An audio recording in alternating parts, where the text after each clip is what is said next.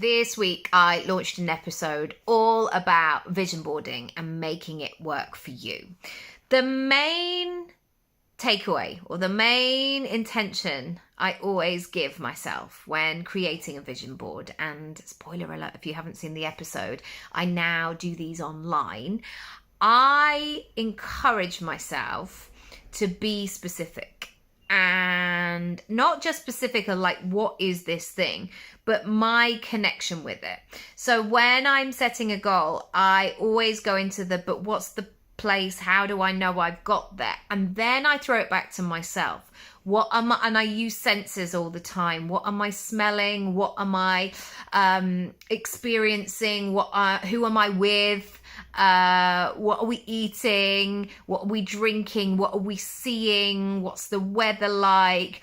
And sometimes that feels extreme because it's like, I don't know, it's just hot, mate. Like it doesn't need to be any more than that. But sometimes it's like that sense where, okay, so for example, today I've got this perfume on from Diptyque and it honestly just smells like a Greek island.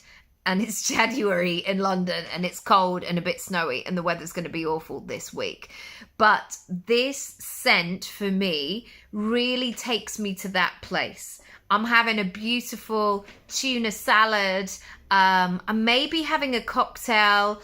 It's 7:45, but the sun is still quite hot and people are in the water, but we've come out for an early dinner. All of that. Go into the detail of what it is that you want. There's so many things that to me are just abstract. And I love it that women are talking about like, this is going to be my first 7-figure year. Fantastic. But what does that mean? I don't imagine it's that moment where it's like 9999999 and it suddenly goes into 100000. Is that too many noughts? Maybe. 7 figures, a 1 and 6 noughts. I do know how to write a million. But what does that mean to you? How will you know? And can you anchor it in right now? There's moments when I get specific about one of my things is I really want to step into the woman version of me, not like the young girl, because let's face it, I'm not. But it's like, what does the woman, like the middle-aged woman version of me, not like the crony, like miserable woman, but the sparkly, the woman that I wanted to be, the woman that I might have looked at when I was a kid and be like, that is a smart lady. That